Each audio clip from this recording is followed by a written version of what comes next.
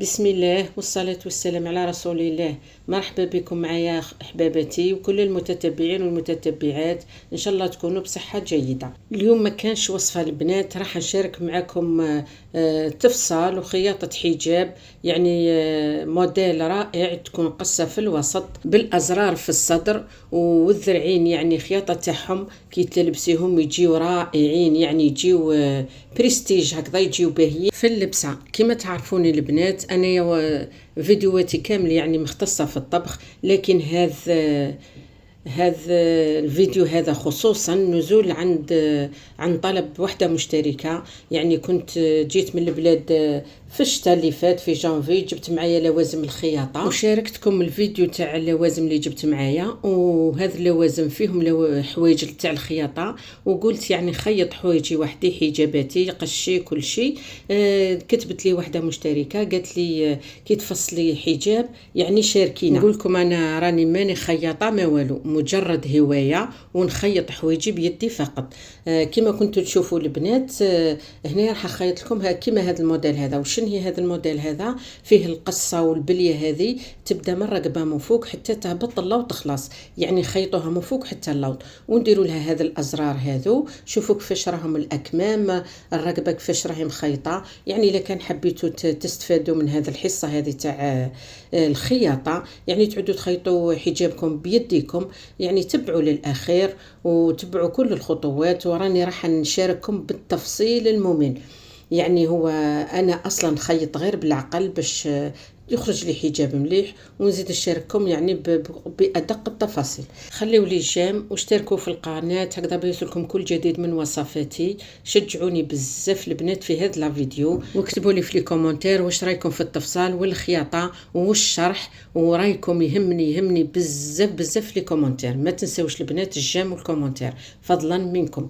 نبداو هنايا في الكتان. هنا عندي كتان كريب ساتيني، يعني يجي من داخل رطب هكذا مالس يبري، ويجي من برا كريب يعني احرش. جبت هنايا انا عندي هنايا 3 مترات، دوك نحي منهم غير واش نسحق. وكي تجيبي مترتين ونص راهي راح تكفيك الاكمام وتكفيك اللبدن.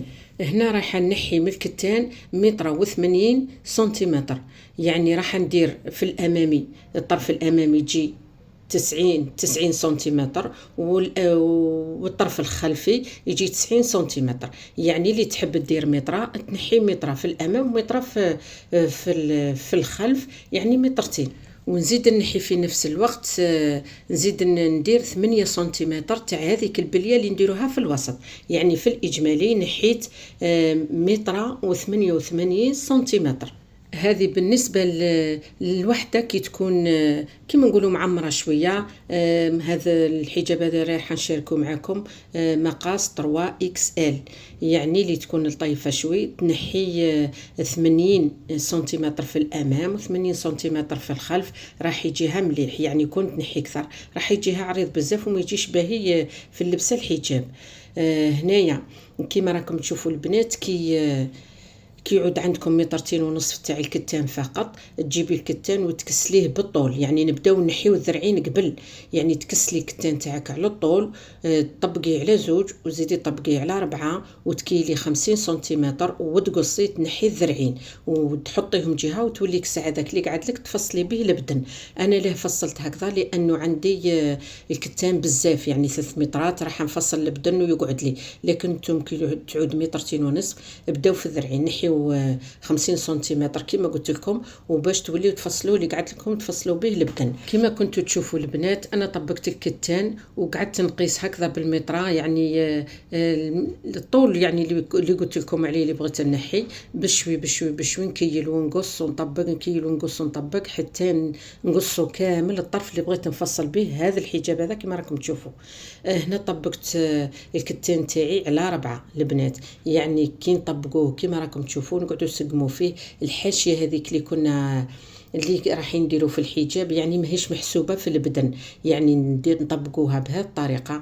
يعني الجهه اللي منا لجهتي راهي جهه الحجاب، يعني الامامي والخلفي، وهذه البونده هذه اللي خلينا فيها راح نديرو فيها 4 سنتيمتر كما قلت لكم. يعني خليت 8 سنتيمتر من الاول في الكتان مع البدن.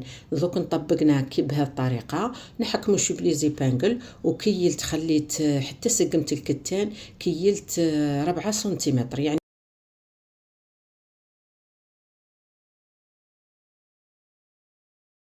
شوفوا كيفاه راني مطبقه الكتان هنايا. الحاشيه هذه تاع الكتان تجي الفوق باش تعرفوا كيفاش تطبقوا الكتان تاعكم.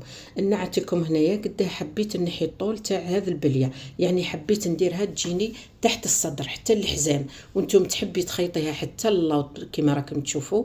كما درت في الحجاب اللي نعت لكم المره الاولى الاخضر الفير هذاك، تحبي ديريها حتى للصدر، يعني هنا تحت الصدر كما تحبي، لكن الاختيار. نقعدوا البنات طبقنا كما قلت لكم. ركزوا معايا البنات، يعني الله المستعان، انا شويه وتزيدوا لازم تركزوا باش نشرح لكم الشرح المبسط هكذا باش ينجح لكم الحجاب. نحيت الحاشيه هذيك لانه راح تفسد لنا التفصال تاعنا، ما يجيش الحجاب مليح، ما نحسبوهاش دائما، ما نحسبوهاش في التفصال. بعد ما نحيت هذيك الزيقه البنات كما راكم تشوفوا خاطيه ما نحسبوهاش في التفصال، نبداو غير منا برك.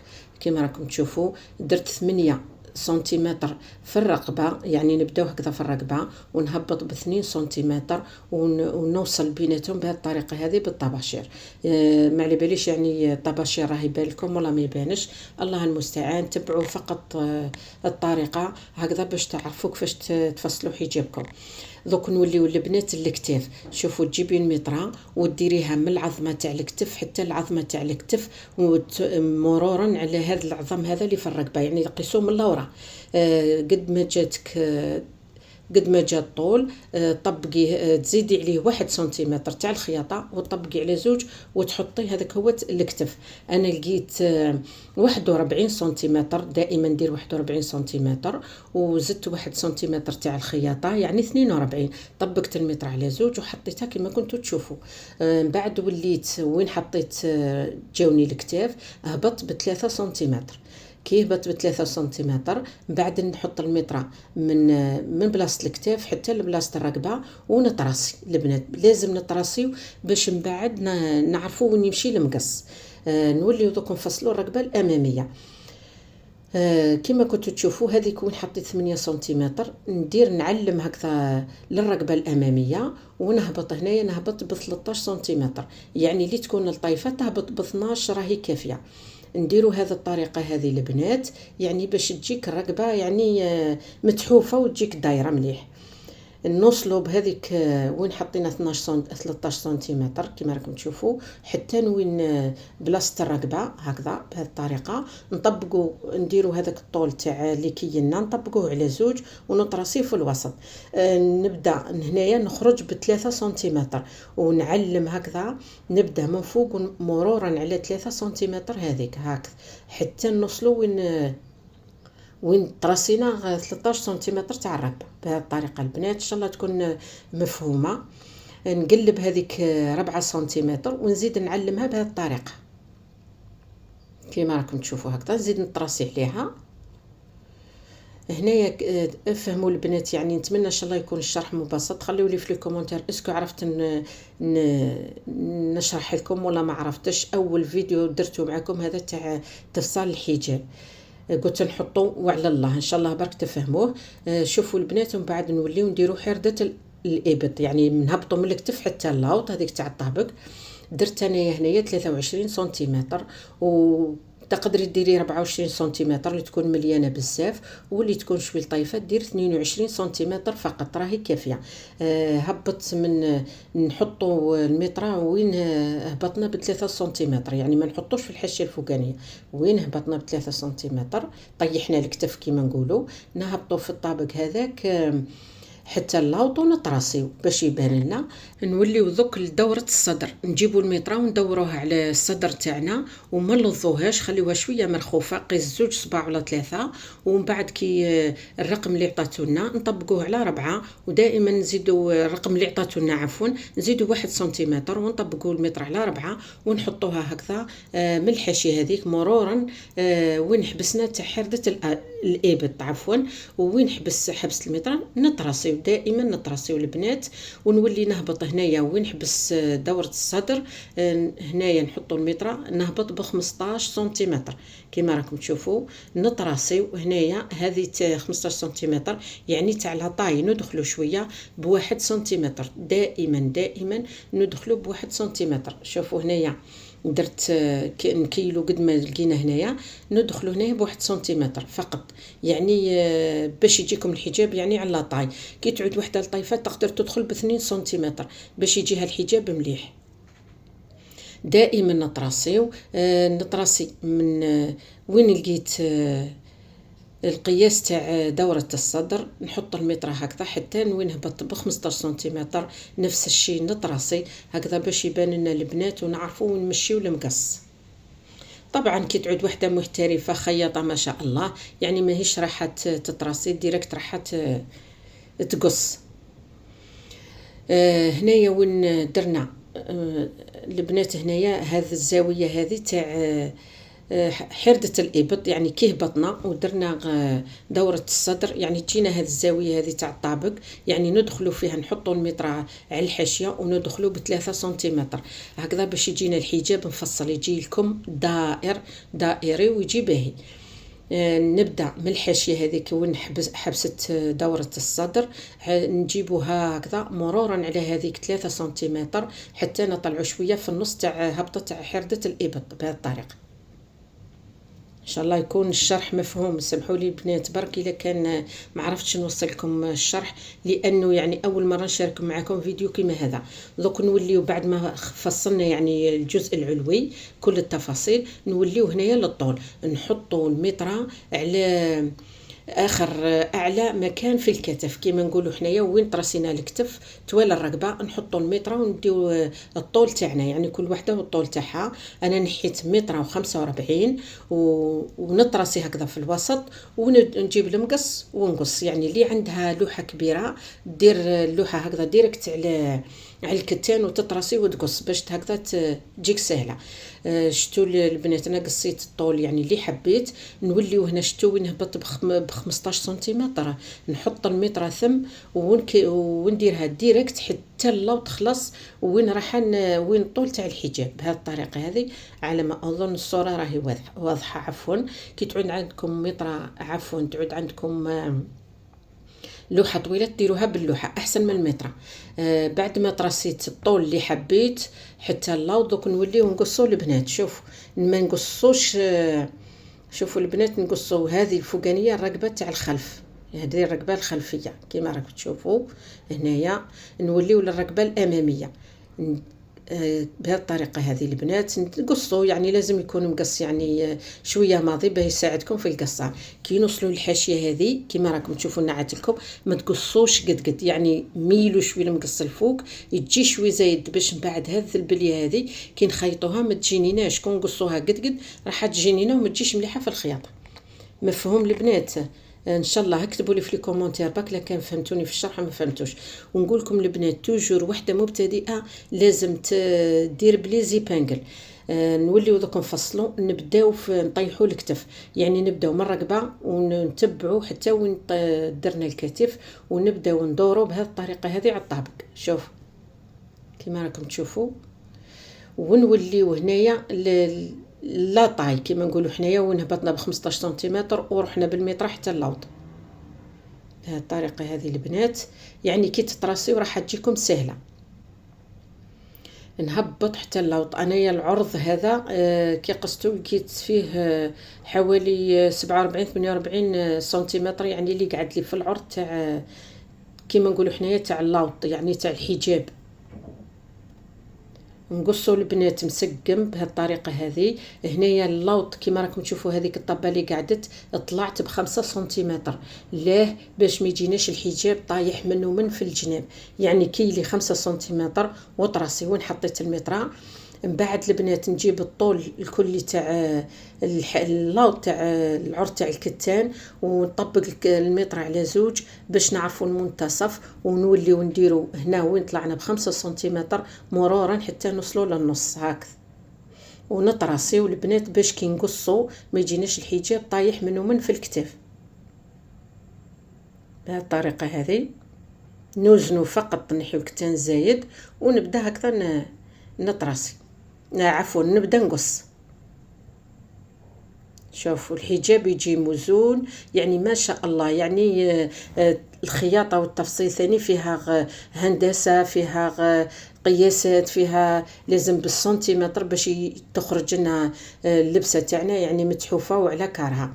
نوليو دوك البنات انا نحيت الجهه الفوقانيه تاع الظهر، نوليو لهنا للامامي رايحين نحيو قيس 1 سنتيمتر هنايا في الطابق هنايا من الامام، باش ما تجيناش هاد البلاصه هذه من بعد مبوطه هكذا في اللبسه، ما تجيش خارج الكتان. نحيو 1 سنتيمتر من الطابق الامامي فقط، اما الخلف ما نحيوش منه.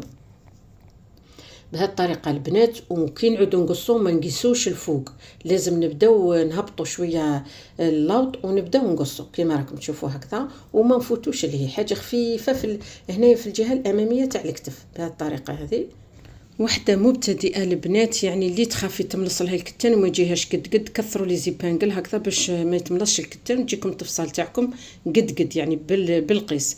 هنايا البنات لازم نقيسوا هذه حردة الإبط باش يجينا الطابق عفوا كي نفصلوا الذراع ويجينا الطابق مليح. يعني أنا كي كيلتها لقيت 37 ولات لي 37 سنتيمتر، لازم نحفظوها نديروها في راسنا. دوك نفصلوا الذراعين. هنا في الذرعين طبقوا الكتان على 4 باه نحيو 2 كمام. هنا كنت نطراسي البنات، يعني هذيك طراساج اللي كنت تاع الطابق اللي لقينا 37 نقص منه 3 سنتيمتر ونحط 34. يعني هنايا كيما كنتوا تشوفوا في البدايه حطيت 34، هنا كيما راكم تشوفوا 34 سنتيمتر. يعني هذاك اللي لقينا في الطابق نقصنا 3 سنتيمتر ولات 34، نحطوها هنايا ونهبط هنايا سا ديبون 13 12 15 سا ديبون وين تلقاي القيس تاع الذراع يعني اللي تحتاجيه. هنايا كيما راكم تشوفوا فيا البنات نحط المتر هنايا في اعلى الكتف، يعني وين تراسينا لازم نلقى 37 سنتيمتر اللي درت حردة الإبط. بهالطريقه هذه ونطراسي لازم نقعدوا نكيلو حتى نلقاو واش قعدنا في حردة الإبط، نحطوها هنايا بهالطريقه هذه ونطراسيو. هذا الطول نحطوا المتر بهالطريقه نقسموه على 2، نطراسيو في الوسط، نزيدو نقسمو النصف على 2 ونزيدو النصف على 2، يعني نقسموه على 3 مرات بهالطريقه. نخرجوا هنايا الفوق ب1 سنتيمتر كيما راكم تشوفوا، ونزيدو نهبطوا من الجهه اللوطانيه ب1 سنتيمتر، ونجيبوا طباشير ونبداو نديروا نصف دائره، يعني نبداو من اعلى الكتف مرورا بهذيك النقطه، ماشي بزاف البنات، حاجه خفيفه مرورا بهذاك 1 سنتيمتر. نحاولوا نطرسيو مليح ونزيدوا نوصلوا للوسط ونهبطوا على هذيك 1 سنتيمتر اللي درنا في الجهه اللوطانيه، يعني رقم 8. نوليو دوك لهنا للكم البنات. بعد ما حكمت الطول انا درت الطول تاع الكم 60 سنتيمتر وزدت له 5 سنتيمتر، يعني 65 سنتيمتر، لكن كل وحده والذراع تاعها. يعني كيلي من العظمه تاع اعلى الكتف حتى للزنده قداش تلقاي، وزيدي 5 سنتيمتر زايده، يعني هذيك ما تحوسيش عليها، ديري طول الكم وزيدي 5 سنتيمتر. يعني راح نطبقوها من بعد الداخل اللي تجي هذيك البليه اللي شفتوا في بدايه الفيديو، تجي هايله بالخيط، نديروا نلظوها يعني هكذا بالخيط. كما كنتوا تشوفوا البنات حكمت الكم درت فيه 25 سنتيمتر، يعني مطبق على 4 درت فيه 25 سنتيمتر، ومن بعد ترسيت من طابق من اللوط حتى البدايه تاع الكم، ودخلت هنايا ب3 سنتيمتر البنات. لانه الكم راه عريض بزاف، يعني كي درنا هنا في الزنده عريض، يعني جانا عريض، نحاولوا ندخلوا بواحد 2 سنتيمتر 3 كل وحده كيفاش تحب الكم، باه ما يجيش هكذا بزاف فاض يجي عريض، وفي نفس الوقت يجي هذاك العرض يعني مليح فقط. بعد ما كيلت كل شيء البنات نولي هنايا نقص. بديت من اعلى الكتف كما كنتوا تشوفوا في المقص كيفاش يفوت من فوق ويهبط شويه اللوط على هذاك سنتيمتر اللي درنا. نولي من الطابق نهبط حتى لكم بهذه الطريقه هذه، مرورا على هذيك 3 سنتيمتر اللي دخلنا. نحاولوا نسقموا الكتان، وديما نقول لكم البنات لي راهي مبتدئه ديري لي زيبانجل باش هكذا ما يتملصلكش الكتان. كما راكم تشوفوا هنايا لازم نطبقوا الكتان على 4 باه نفصلوا ديريكت 2 اكمام. ان شاء الله برك يكون الشرح يعني مفهوم، وتكون الصوره واضحه، وتكون كما نقولوا حنايا يعني تجيكم سهله، يعني مهله في التفصيل. نقصوا قصيت من الطابق هبطت حتى اللوط كما راكم تشوفوا، ونولي نقص هنايا في الكم. درتو 25 سنتيمتر الكم باش يجينا عريض، وكنديروا له هذاك الخيط يعني ونسيريوه يجي بزاف ملموم ويجي باهي في اللبسه بهذه الطريقه هذه كما راكم تشوفوا هكذا. هنايا البنات كملنا الذراع كما راكم تشوفوا، خلصناه جا ما شاء الله. شوفوا جا متحوف، نديروه جهه ونوليو نحيو هنايا بوندا يعني خط هكذا شريط في العرض تاعو 3 سنتيمتر. هذا الشريط هذا راح نديرو به كما نقولوا حنايا نديرو به التسفاج تاع الرقبه، يعني نديرو به لو بيي في الرقبه تاعنا الخلفيه والاماميه، يعني نحيد زوج. بسم الله. دوك نوليو للماشينه، يعني معليش يجيكم الفيديو طويل شوي، لكن تبعوه فقط راح توليو محترفين، تعودوا تخيطوا قشكم بيديكم. هنايا بعد ما حطيت الماشينه طبعا نديروا الخيط كما نفس الشيء مع الحجاب. نبدا انا الحجاب تاعي كامل نسرفيليه بهذه الطريقه، وكل ندور عليه بهذا السرفيلاج هذا، لانه الكتان كيما نقولوا حنا يشلشب بزاف هكذا باش تساعدني في الخدمه وتجيني متحوفه وما نتعبش فيه. شوفوا نوليو هنايا البنات نديروا الكتاف قد بعضاهم، ونحوزوا هذيك البوندا هذيك اللي كنا درنا، هذاك الطرف اللي راح نديروه في البليه اللي نديروها في الصدر يعني تجيب القفايل بهذه الطريقه هذه البنات كما راني نعت لكم. يعني قيسوا قد الكتاف باه ما تجيكمش عوجه، تجيكم في الوسط قد وطبقوها وقيسوا بالمتر. لازم تقيسوا قد ما خلينا المره الاولى، ونطرسيو هكذا بالطباشير ونحطوه في الماشينه ونقعدوا نخيطوا توجور. كل ما نمشيو شويه نقيسوا بالمتر بهذه الطريقه، نطراسيو بالطباشير. لازم البنات بادق التفاصيل باش تجيكم الخياطه يعني سهله ومتحوفه، يعني ما تتعبيش فيها وتجيك كيما بغى قلبك. نقعد نسقم في الحجاب بهذه الطريقه كما راكم تشوفوا فيا، وتوجور نمشي شوي ونقيس بالمتر 4 سنتيمتر ونطراسي ونمشي عليه بالخياطه بهذه الطريقه هذه. تجيكم سهله البنات كي تعودوا عفوا تجيكم الحجاب متحوف ويجيكم قد هاد البليه تجيكم في الوسط كي تمشيو بهذه الطريقه.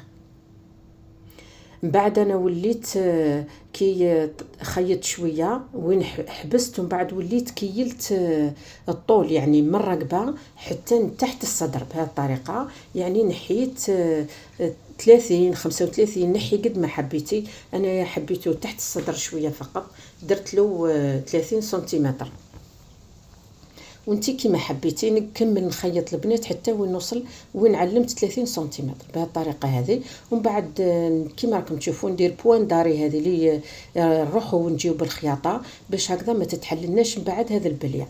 شوفوا كيفاش تجي هنايا نديروا لها تجيب بهذه الطريقه، تخيط بهذه الطريقه. البنات كي تفصلوها كيما قلت لكم ما تقصوهاش قد مع الرقبه، خليوها شوي زايدها الفوق، كنت تقصوها قد مع الرقبه بعد ما تقدروش تحكموا عليها هنا في الخياطه.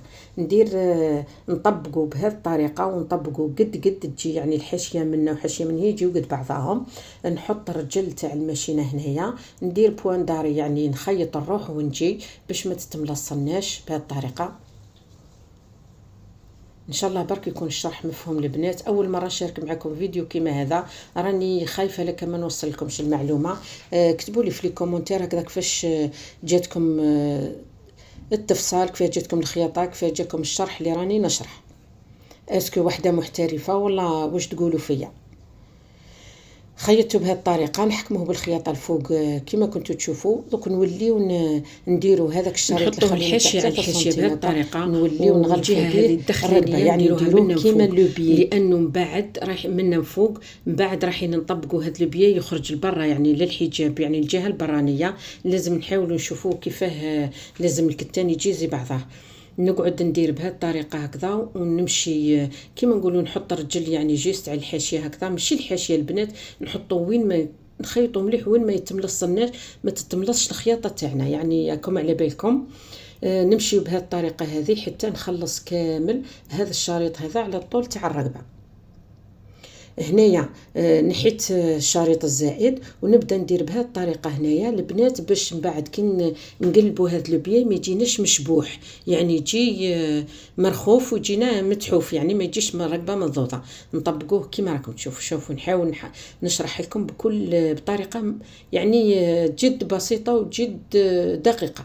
نحطوه بهذه الطريقه ونعاودوا نقلبوه كما راكم تشوفوا. شوفوا كيفاش يجي، لازم يجي نحاولوا هذا الحاشيه هذه الكتان، يعني الوجه تاع الكتان يجي مع الوجه تاع الكتان البراني باش تجينا الخياطه مليحه ويجي الكتان كل زي بعضها. ونحاولوا كنعودوا نخيطوا نحاولوا ندنقوا للكتان باه ما نقلبوهش. شوفوا نقعد نطبق مرورا على هذيك البليه ونكملوا بهذه الطريقه هذه ونروحوا غير بشوي الخياطه البنات، سورتو المبتدئات يعني اللي بدات تلوحيدها في الماشينه، يعني تروح غير بشوي بشوي حتى تتعلم. شوفوا كيفاش تجي الحاشيه البنات، يعني جات متحوفه، جات ما شاء الله. شوف جات الله يبارك. نوليو نكمل هنا البنات، يعني كملت الجهه الخلفيه تاع الرقبه وما شاركتهاش معكم لانه الفيديو جي طويل بزاف، يعني درتها نفس الشيء مع الرقبه الاماميه، يعني درت البيي نفس الشيء. دوك نوليو نجملوا الكتاف، نديروا الكتف على الكتف بهذه الطريقه، يعني طبعا يخي نديروا الوجه تاع الكتان على الوجه تاع الكتان ونخيطوا لداخل كما راكم تشوفوا هكذا، حتى من بعد كي نقلبوه يجي زي بعضه الكتان تاع الحجاب البراني مع البراني. بهذه الطريقه نخيطوا الخياطه تاعنا مليح. كي نحطوا في البدايه توجور نديروا بوين داري هذيك، نروحوا ونجيو بالرجل هكذا باش ما تملصناش الخياطه في الحجاب كي نلبسوه. بهذه الطريقه نولي نقلب الحاشيه كما راكم تشوفوا تاع الكتف ونمشي عليها بالخياطه. لازم هذه المرحله باش تتحكموا الخياطه تاع الحجاب، الخياطه تاع الحجاب مليح وتجي الخياطه متحوفه بهذه الطريقه. ونديروا الوجه توجور يعني هذيك الحاشيه نقلبوها نفس الاتجاه، الخياطه اللي تكون من اللوط يعني قصدي. شوفوا كيفاش كي جملتوا البنات. دوك من بعد نديروا له بالحديده برك يولي ما شاء الله. دوك واش نوليو البنات، نوليو نجملوا الكتف كما راكم تشوفوا بهذه الطريقه. نجيبوا الكتف الخياطه يعني عادي بهذه الطريقه هذه. نجيبوا هنايا الذراع نطبقوه على 2 باش نشوفوا وراه الوسط. شوفوا كي تسرفيليوه البنات يجيك الخياطه متحوفه. ونطرسيو بالطباشير ونحطوا وين طرسينا على الخياطه تاع الكتف، يعني ونديروا طبعا الوجه تاع الكتان البراني على الوجه البراني ونخيطوا هكذا. بعد كي نقلبوا ذراع يجينا يعني هذاك هو. نخيطوا بهذه الطريقه، نبداو وين حطينا وين طرسينا وحطينا على الخياطه تاع الكتف ونروحوا غير بشوي البنات، ما نتقلقوش ونمشيو بالماشينه غير بشوي، ما نزربوهاش باش هكذا تجينا الخياطه سهله وتجينا متحوفه وما تتملصش ما تملصش الفلق على بعضها. نزيد نعاود نقلب ذراع ونحط على الخياطه هذيك تاع الكتف ونكمل نخيط الجهه الاخرى. يعني الذراع هذا هو الذراع الاول البنات. نحاولوا نسقموا قد ونمشيو بالخياطه، نحاولوا غير بشوي هكذا باش تجي الخياطه مفهومه، عفوا باش تجيكم متحوفه وما تعبكمش. بعد ما جملت ذراعي للزوج ما شاركتكمش الذراع الثاني تجي الفيديو بزاف طويل. نوليو هنايا لكم نجيب المطره ونطرسي 12 سنتيمتر، ليه 12 سنتيمتر من بعد راح نطبقوها على زوج، يعني 12 سنتيمتر هذه نطبقوها على زوج. لازم بالميطره باش هكذا تجينا خدمه تاعنا متحفه. كيما راكم تشوفوا نطبقوه بهذه الطريقه ونوليو نخيطوه. دوك نوليو هنايا البنات هذيك 12 سنتيمتر نعلموها ونبداو من ثم الخياطه باش نجملوا الحجاب. يعني من 12 سنتيمتر خليوها، ما نحطوش على الخياطه على الكم قد يعني نكيلو 12 سنتيمتر نعلموها ونحطوا رجل نروحوا ونجيو ونبدا نجمل في الحجاب. ان شاء الله تكون مفهومه مفهوم الشرح. نبدا نطبق الحجاب عفوا نجملو، نروح ليه بالخياطه هكذا 1 سنتيمتر نخيطو مليح باش من بعد الحجاب تاعنا ما يتحلش، يعني من القعاد من الوقيف من التحراك ما يتحلش. يعني كي تعود الخياطه عفوا صحيحه الحجاب راح يجي صحيح ويجي متحوف بهذه الطريقه هذه. دوك نكمل نخيط حتى نخلصو كامل في الجهتين. خلصتو هنايا البنات. شوفوا هذيك 12 سنتيمتر اللي كنا خلينا في الكم بهذه الطريقه هذه نحاولوا نطبقوها لداخل. حاجه خفيفه البنات، حوالي ماشي نصف سنتيمتر ولا اقل، يعني حاجه خفيفه كفه قليله فقط. بهذه الطريقه نكفف نروحوا ونجيو دائما باش الخياطه تجي صحيحه هكذا، ونولي نخيط كامل هذاك الكم. نديروا هذه البليه الصغيره وكي نوصلوا هنايا للخياطه كيما راكم تشوفوا نقرب لكم ديما الصوره. نحب نفهمكم، نحب كي ندير حاجه نديرها باتقان. يعني كي نشارككم وصفه ولا كيما دوك حجاب ولا نشاركها معاكم دائما باتقان. كي نوصلوا للخياطه البنات نحلوا هذيك الخياطه تاع اللي جملنا بها هكذا على زوج، ونديروا نرشقوا البره ونعاودوا نمشيو شويه ونزيدوا ندوروا بهذه الطريقه، ونعاودوا نطبقوا الجهه الاخرى بنفس الشيء، ونديروا دائما رايحين جايين باش الخياطه تجي صحيحه. نحيو دائما يعني نوزنوا في البدايه نحيو هذاك الخيط الزايد بهذه الطريقه البنات. شوفوا كيفاش يجي مخيط، يجي بهذه الطريقه هذه يجي ما شاء الله يجي متحوف. نعاودوا دوك كيفاه نديروا هذيك 12 سنتيمتر اللي خلينا. شوفوا نطبقوها بهذه الطريقه. نحط هنايا رجل تاع الماشينه نبيكي البرا دائما باش ما يتملش. ودائما البنات يعني بالمتره، انا هذه خدمتي نحب نقيس بالمتره باش تجيني الخياطه يعني قد وتجي متحوفه. شوف هذيك 6 سنتيمتر هو 12 سنتيمتر طبقناه على زوج ولا 6 سنتيمتر في كل جهه. نبدا نحط برجل هكذا على الحاشيه ونبدا نخيط. ديما نقول لكم ما تحطوش على الحاشيه قد باش الخياطه تاعكم بعد ما تتملصش. نقيس 6 سنتيمتر ونمشي 6 سنتيمتر ونمشي حتى نخلص لكم كامل. نقول لكم البنات يعني غير اعذروني لعاد الفيديو طويل، يعني حبيت نشارك معكم هذا التفصال والخياطه تاع الحجاب هكذا بكل دقه وبكل شرح مبسط وشرح كما نقولوا. يعني ليش تجيكم الفيديو طويل بصح انا متاكده راح تستفادوا من هذا الشرح هذا وهذا الفيديو طويل، لانه ما كانش اللي زاد من كرشم ومتعلم كامل تعلمنا. انا نقول لكم كيفاش تعلمت الخياطه هذه. خطره كنت بعثت جبه تاعي للخياطه ودرتها لي ضيقه يعني على الجسم تاعي. من هذاك النهار يعني قلت باذن الله نولي نخيط حوايجي وحدي. يعني وليت شريت عفوا شري لي ملابتي ماشينه وعدت نخيط يعني حوايجي بيدي.